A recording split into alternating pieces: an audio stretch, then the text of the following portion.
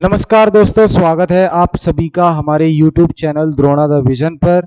सभी लोग कनेक्ट हो जाइए। आज हम डिस्कस करेंगे जीएस और जीके का प्रैक्टिस सेट। तो पीछे की क्लासेस आपने देखी होंगी अच्छे से। हम सीक्वेंस में सारी चीजें डिस्कस कर रहे हैं और यहाँ इस प्रैक्टिस सेट में आपको बहुत सारे क्वेश्चन मिलेंगे। ये हमारा 31 नंबर की क्लास है, 31वीं क्लास है। इससे पहले हम 30 क्लास डिस्कस कर चुके हैं। तो अगर आप पहली बार हमसे जुड़ रहे हैं तो आप प्लेलिस्ट पर जाएंगे तो प्लेलिस्ट पर पूरी प्लेलिस्ट बनी हुई है GS by Prempal Singh sir. तो वहां पे क्लिक करके ये सारी क्लासेस आपको मिल जाएंगी जो पीछे की क्लासेस हो गई हैं। ठीक है, तो शुरू करते हैं आज की क्लास बिना कोई देरी किए। देखिए, परेशान नहीं होना है, इंग्लिश में लिखा है, सारी चीजें मैं हिंदी में एक्सप्लेन करूंगा। ठीक, तो पहला सवाल है आपके सामने, देखेंगे। निम्नलिखित में से कौन सी फंडामेंटल ड्यूटी नहीं है? निम्नलिखित में से कौन सा मौलिक कर्तव्य नहीं है? आपको बताना है मौलिक कर्तव्य। क्या? मौलिक कर्तव्य। तो निम्नलिखित में से कौन सा मौलिक कर्तव्य नहीं है? अब 4 ऑप्शन दिए हैं आपके सामने, तो 3 मौलिक कर्तव्य होंगे इसमें और एक नहीं होगा। तो वही आपको बताना है कि कौन सा मौलिक कर्तव्य नहीं है। तो पहला देखिए, पहला कह रहा है प्राकृतिक पर्यावरण की सुरक्षा करनी है। पहला क्या कह रहा है? प्राकृतिक पर्यावरण की सुरक्षा करनी है, ये पहला कह रहा है। तो मौलिक कर्तव्य आपने पढ़े होंगे, तो उसमें क्लियरली मेंशन है कि प्राकृतिक पर्यावरण की सुरक्षा करनी है, जिसमें नदी, झरने, तालाब, वन्य जीव, जंगल, ये सब आ जाएगा। तो इनकी सुरक्षा करनी है आपको, ये हमारा मौलिक कर्तव्य है। तो ये तो सही हो गया। हमें तो बताना है कौन सा मौलिक कर्तव्य नहीं है, पर ये तो मौलिक कर्तव्य है। दूसरा देखते हैं, उन आइडियल्स को, उन आदर्शों को हमें फॉलो करना है जिन आदर्शों से इंस्पायर्ड होके, प्रेरित होके हमने स्वतंत्रता संग्राम किया आजादी पाने के लिए। उन आदर्शों को हमें हमेशा फॉलो करना है जिनसे प्रेरित होकर आजादी के लिए स्वतंत्रता संग्राम हुआ, स्वतंत्रता सेनानियों ने स्वतंत्रता संग्राम किया और अंग्रेजों को भगाया, देश को आजाद कराया। तो ऐसे आदर्शों को हमें मानना है, फॉलो करना है। तो ये भी एक मौलिक कर्तव्य है। जो 11 मौलिक कर्तव्य हैं उनमें से एक ये भी है। सी, अस्पृश्यता का अंत करना है। अस्पृश्यता का अंत करना है। अस्पृश्यता का अंत करना है। तो भैया ये देखो, किसी जो 11 मौलिक कर्तव्य हैं उनमें से किसी में भी ये नहीं लिखा है कि अस्पृश्यता का अंत करना है। ये मौलिक कर्तव्य में नहीं है। ये किस में है अस्पृश्यता का अंत? ये है आपका आर्टिकल 17 में, आर्टिकल 17 में है। और आर्टिकल 17 किस में आता है? मौलिक अधिकार में आता है। किस में आता है? मौलिक अधिकार, न कि मौलिक कर्तव्य। आर्टिकल 17 अस्पृश्यता का अंत, ये मौलिक अधिकार में आता है, मौलिक कर्तव्य में नहीं आता। तो आपसे यही पूछा था कि कौन सी मौलिक कर्तव्य नहीं है इनमें से, तो यही है, क्योंकि ये मौलिक अधिकार है, मौलिक कर्तव्य नहीं है। तो सी आंसर इसका हो जाएगा। बाकी डी भी पढ़ लीजिए आप। हमें वैज्ञानिक दृष्टिकोण डेवलप करना है किसी काम को करने के लिए।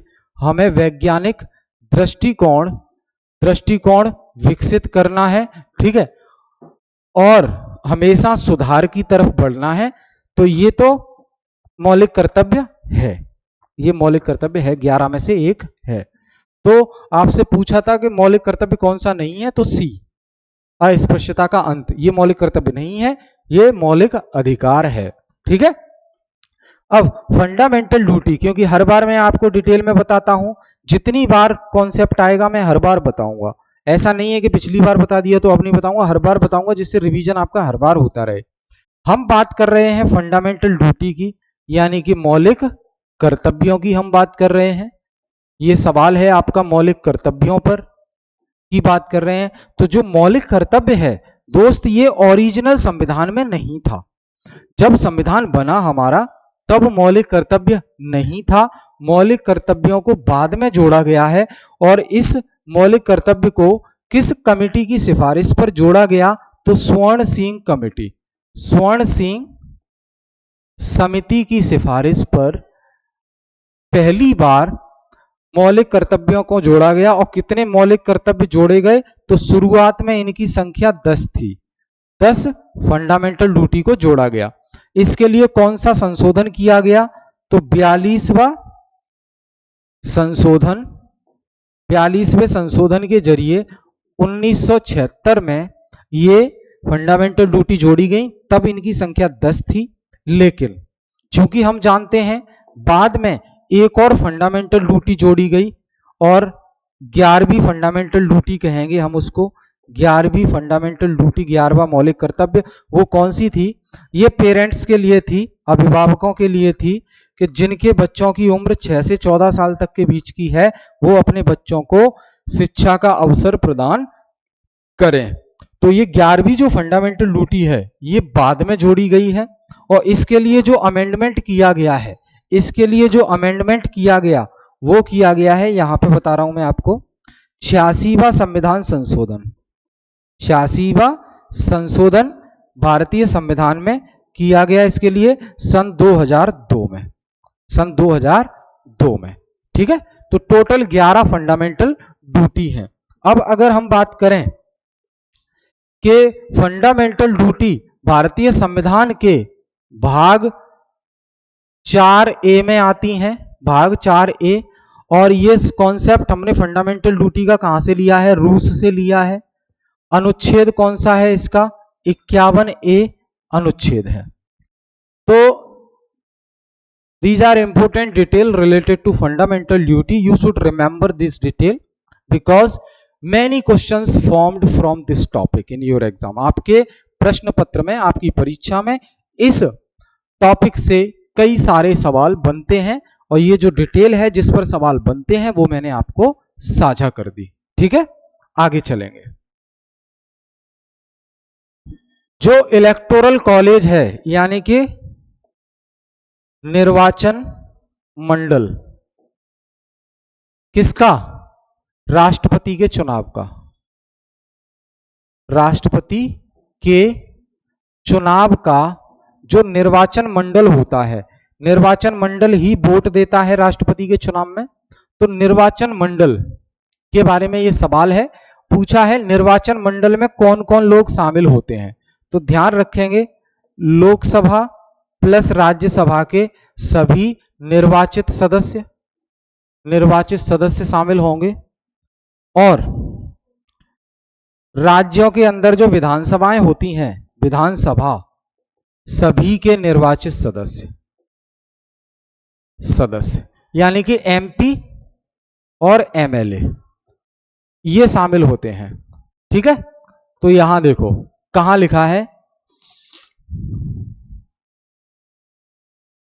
All the elected members of both the houses of parliament, संसद के दोनों सदन यानी कि लोकसभा राज्यसभा के सभी निर्वाचित सदस्य और राज्य की विधानसभाओं के सभी निर्वाचित सदस्य। तो ये डी आंसर सही हो जाएगा। तो राष्ट्रपति का चुनाव आपको पता है अप्रत्यक्ष रूप से किया जाता है, यानी कि जनता वोट नहीं देती। प्रत्यक्ष चुनाव उस चुनाव को बोला जाता है जहां जनता वोट देती है। आप अपने घर से बढ़िया अच्छे से नाश्ता वास्ता करके तैयार होके जाएंगे बाहर पोलिंग बूथ पर जहां वोट डाले जा रहे हैं। पोलिंग बूथ पर जाकर आप EVM मशीन में जिस भी पार्टी के उम्मीदवार को आप पसंद करते हैं उस पार्टी के निशान वाले बटन को आप प्रेस कर देंगे तो आपका वोट कास्ट हो जाएगा, वोट डाल दिया जाएगा, चला जाएगा वोट। तो अगर ये प्रक्रिया किसी चुनाव में आप फॉलो कर रहे हैं, इसका मतलब वो चुनाव डायरेक्ट चुनाव है, प्रत्यक्ष रूप से चुनाव किया जा रहा है। जनता जहां डायरेक्ट भागीदारी है जनता की, डायरेक्ट जनता पार्टिसिपेट कर रही है। राष्ट्रपति के चुनाव में आप अपने आप से ही पूछो, क्या आप वोट देने गए? नहीं। तो कौन वोट देने गया? तो ये लोग वोट देने जाते हैं, लोकसभा राज्यसभा के निर्वाचित सदस्य और विधानसभाओं के निर्वाचित सदस्य। जनता वोट नहीं देती। ठीक है, क्लियर? इलेक्टोरल कॉलेज, ये निर्वाचन मंडल में ये सदस्य होते हैं, निर्वाचन मंडल में ये सदस्य होते हैं, ये आपको याद रखना है। अब जो प्रेसिडेंट है, प्रेसिडेंट, इससे संबंधित आर्टिकल हैं आपके 52 से लेके 62, और ये एग्जीक्यूटिव हेड होता है, और राष्ट्रपति को भारत का प्रथम नागरिक कहा जाता है।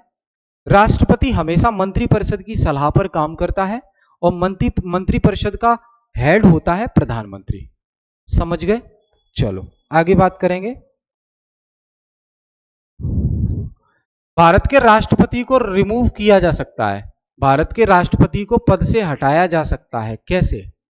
राष्ट्रपति को पद से हटाया जा सकता है, कैसे? प्राइम मिनिस्टर के द्वारा, प्रधानमंत्री के द्वारा, या लोकसभा के द्वारा, या चीफ जस्टिस ऑफ इंडिया के द्वारा, या पार्लियामेंट के द्वारा?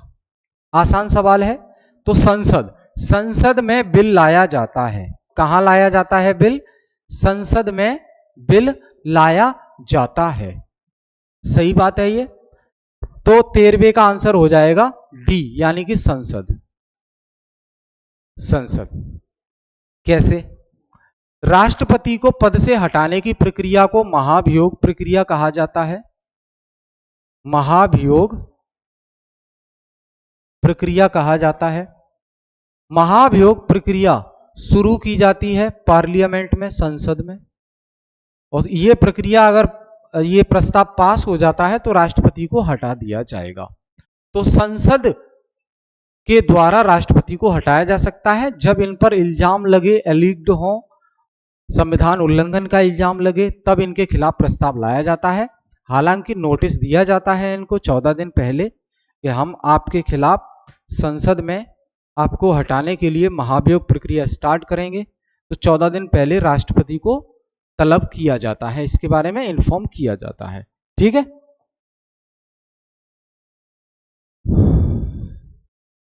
अब आपको बताना है एक, दो कथन दिए हैं, दो कथन आपके सामने हैं, आपको बताना है सही कौन सा है, सही कौन सा है। परेशान मत होइए, मैं एक्सप्लेन कर रहा हूं आपको। पहला कथन देखिए, राष्ट्रपति का जो चुनाव होता है ठीक वैसा ही चुनाव उपराष्ट्रपति का होता है। यानी कि कैसे? राष्ट्रपति का चुनाव अप्रत्यक्ष रूप से होता है, वैसे ही उपराष्ट्रपति का चुनाव भी अप्रत्यक्ष रूप से होता है, अप्रत्यक्ष रूप से होता है। ठीक है? तो ये तो सही हो गया, सही बताना है आपको। दूसरा और पढ़ लीजिए,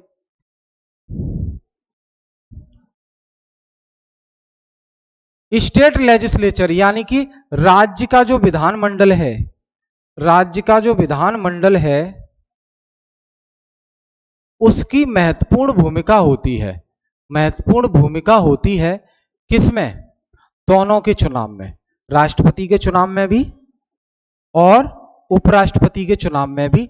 दोनों के चुनाव में राज्य के विधानमंडल की महत्वपूर्ण भूमिका होती है। क्या यह बात सही है? मुझे तो नहीं लग रहा। क्यों? क्योंकि मैंने आपको बताया राष्ट्रपति के चुनाव में तो लोकसभा राज्यसभा के सभी निर्वाचित सदस्य वोट देते हैं और राज्य की विधानसभाओं के भी निर्वाचित सदस्य वोट देते हैं। तो राष्ट्रपति के चुनाव में तो राज्य के विधायिका की, विधानमंडल की भूमिका है, क्योंकि विधानमंडल के ही सदस्य जो एमएलए हैं वो वोट देते हैं। तो राष्ट्रपति के चुनाव में तो भूमिका है, लेकिन ये कह रहा है कि दोनों के चुनाव में भूमिका है, महत्वपूर्ण भूमिका है, राष्ट्रपति और उपराष्ट्रपति की दोनों के चुनाव में नहीं।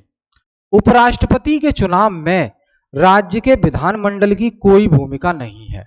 उपराष्ट्रपति के चुनाव में राज्य के विधानमंडल की कोई भूमिका नहीं है। क्यों? क्योंकि देखो, उपराष्ट्रपति के लिए चुनाव वोट कौन देता है? उपराष्ट्रपति के लिए वोट कौन देता है? लोकसभा प्लस राज्यसभा के सभी सदस्य, सभी सदस्य। इसमें विधानसभा के सदस्य वोट देते ही नहीं, तो हम कैसे कह सकते हैं कि विधानसभा के सदस्यों की भूमिका है, उपराष्ट्रपति के चुनाव में नहीं है? गलत। दूसरा गलत होगा, हमें बताना है सही। हमें सही कथन बताना है, तो सही कथन सिर्फ पहला होगा। तो पहला कहां लिखा है? ओनली वन, केवल एक सही है, दूसरा गलत है। केवल एक सही है, दूसरा गलत है। ठीक है, चलो अगला। निम्नलिखित में से वो कौन लोग हैं जो उपराष्ट्रपति को चुनते हैं? निम्नलिखित में से वो कौन लोग हैं जो उपराष्ट्रपति को चुनते हैं? तो मैंने अभी बता दिया आपको, लोकसभा के सदस्य चुनते हैं।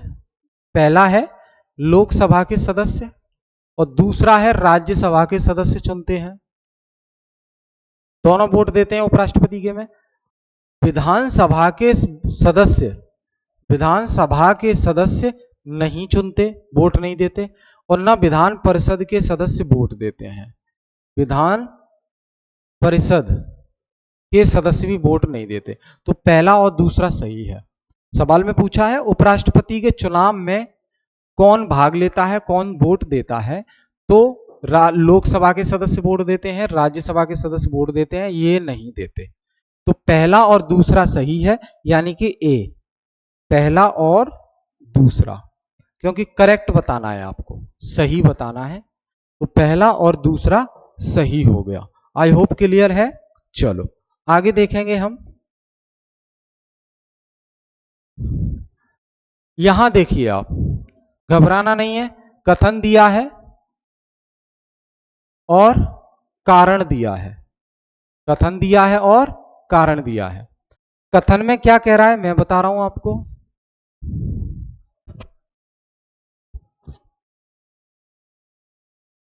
देखिए, वाइस प्रेसिडेंट यानी कि उपराष्ट्रपति का चुनाव लड़ने के लिए व्यक्ति को राज्यसभा का सदस्य बनने की योग्यता भी होनी चाहिए। अगर कोई, पहला पॉइंट क्या कह रहा है, कथन क्या कह रहा है, अगर कोई व्यक्ति उपराष्ट्रपति बनना चाहता है तो उपराष्ट्रपति बनने के लिए राज्यसभा में सदस्य बनने की योग्यता भी आपके अंदर होनी चाहिए। सदस्य नहीं होना है, लेकिन सदस्य बनने की योग्यता होनी चाहिए। सदस्य बनने की योग्यता होनी चाहिए। तो पहला ये कह रहा है, कथन ये कह रहा है 16वें का। ठीक है, दूसरा, जो वाइस प्रेसिडेंट है वो राज्यसभा का सभापति भी होता है। जो वाइस प्रेसिडेंट है वो राज्यसभा का सभापति भी होता है। उपराष्ट्रपति जो है राज्यसभा का सभापति भी होता है। ये भी सही है। तो कथन भी सही है और जो है रीजन भी सही है। तो 16वें का आंसर क्या होगा? ए। दोनों ए और आर सही है। ठीक, ध्यान रखेंगे, क्योंकि वाइस प्रेसिडेंट बनने के लिए राज्यसभा का सदस्य बनने की योग्यता भी होनी चाहिए। राज्यसभा का सदस्य बनना नहीं है, लेकिन योग्यता होनी चाहिए बस। तो वो सही है, दोनों सही है। तो आंसर हो जाएगा क्या? ए। दोनों ए और आर दोनों सही है। ठीक, फिर अगर भारत में कोई मंत्री, अगर भारत सरकार में कोई मंत्री न तो वो लोकसभा का सदस्य है न राज्यसभा का सदस्य है, तो वो मंत्री कितने दिनों तक बन के रह सकता है? आपको पता है, भारत में मंत्री या प्रधानमंत्री बनने के लिए आपको लोकसभा में से या राज्यसभा में से किसी एक का सदस्य होना अनिवार्य है। लेकिन आप किसी के भी सदस्य नहीं है, ना तो लोकसभा के सदस्य हैं ना राज्यसभा के, तो फिर भी आप मंत्री प्रधानमंत्री बन सकते हैं, लेकिन अधिकतम कितने दिनों तक, ये सवाल है। तो अधिकतम 6 महीने तक। अधिकतम 6 महीने तक आप मंत्री या प्रधानमंत्री बनकर रह सकते हैं, बावजूद इसके कि आप लोकसभा और राज्यसभा में से किसी के भी सदस्य नहीं है। अब अगर 6 महीने से ज्यादा आपको कंटिन्यू करना है तो लोकसभा या राज्यसभा में से किसी एक का चुनाव लड़ना पड़ेगा आपको और जीतना पड़ेगा। तो 6 महीने के बाद भी अपने पद पर बने रहोगे, नहीं तो 6 महीने होते ही आपको पद छोड़ना पड़ जाएगा। 6 महीने होते ही आपको पद छोड़ना पड़ जाएगा। ठीक है, आगे देखें। निम्नलिखित कथनों पर विचार करना है आपको, निम्नलिखित कथनों पर विचार करना है। पहला कथन, दूसरा कथन और तीसरा कथन क्या कह रहा है? जो काउंसिल ऑफ मिनिस्टर है यानी कि मंत्री परिषद, जो मंत्री परिषद है सेंटर में, वो सामूहिक रूप से उसकी जवाबदेही संसद के प्रति होती है, संसद के प्रति जवाबदेही होती है उसकी। तो ये बेटा गलत है, क्योंकि जो केंद्र की मंत्रिपरिषद है उसकी सामूहिक रूप से जवाबदेही संसद के प्रति नहीं बल्कि संसद के अंदर लोकसभा के प्रति होती है, लोकसभा के प्रति होती है। अगर लोकसभा इस जगह पे लिखा होता तो सही होता, संसद लिखा है इसलिए ये गलत हो गया, पहला गलत। ठीक है, आपको तो करेक्ट बताना है, सही कौन सा है वो बताना है आपको, सही बताना है आपको। ठीक है, पहला तो गलत हो गया, इसको कैंसिल कर दो, ध्यान नहीं देंगे, मन भटक जाएगा ऐसे, है ना। ठीक है, दूसरा, जो केंद्र के मंत्री हैं, केंद्र सरकार में जो मंत्री हैं वो अपने ऑफिस में तब तक रह सकते हैं जब तक राष्ट्रपति चाहे। केंद्र के जो मंत्री हैं वो अपने ऑफिस में तब तक रह सकते हैं, अपने पद पर तब तक रह सकते हैं जब तक राष्ट्रपति चाहे। तो ये बिल्कुल सही बात है, क्योंकि राष्ट्रपति किसके सलाह पे काम करता है? प्रधानमंत्री की। प्रधानमंत्री अगर कहेंगे राष्ट्रपति से तो राष्ट्रपति किसी भी मंत्री को हटा सकते हैं। तो राष्ट्रपति जब तक चाहेंगे तब तक वो मंत्री बनकर रह सकता है, ये बिल्कुल सही बात है। तीसरा पढ़ लो, द मिनिस्टर, जो मंत्री है, जो प्राइम मिनिस्टर है, जो प्रधानमंत्री है, कानून बनाने से संबंधित जो काम है, जो सरकार का कामकाज है, उससे संबंधित प्रधानमंत्री सारी जानकारी राष्ट्रपति को देते रहते हैं, आपस में कम्युनिकेट, वार्तालाप करते रहते हैं। ये सही बात है, बिल्कुल करते हैं ऐसा। तो तीसरा भी सही है। तो पहला तो देखो जी गलत हो गया, दूसरा और तीसरा सही है, यानी कि बी, बी आंसर हो गया सही। ठीक है, क्लियर है? आगे देखें, बी आंसर सही हो गया है, ये ध्यान रखेंगे आप। निम्नलिखित में से वो कौन सा संविधान संशोधन है, निम्नलिखित में से वो कौन सा संविधान संशोधन है जिसने अधिकतम मंत्री कितने बनाए जाएंगे केंद्र सरकार में उसकी सीमा निर्धारित कर दी। यानी कि केंद्र सरकार में अधिकतम मंत्री 15% बनाए जा सकते हैं। ये रूल, ये नियम किस संविधान संशोधन से आया? तो इसके लिए 91 नंबर का 91वां संविधान संशोधन किया गया संविधान में, और उसके जरिए यह सीमा फिक्स कर दी गई कि लोकसभा के कुल सदस्य, लोकसभा के कुल सदस्यों का 15% से ज्यादा लोगों को मंत्री नहीं बनाया जा सकता। ठीक है, तो संसद जो सरकार में लोकसभा के 15% से ज्यादा लोगों को मंत्री, 15% से ज्यादा संख्या में लोगों को मंत्री नहीं बनाया जा सकता, ऐसा संविधान में किस संशोधन के द्वारा ऐड किया गया?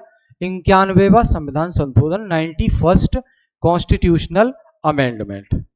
ठीक है, 20वां प्रश्न क्या कह रहा है?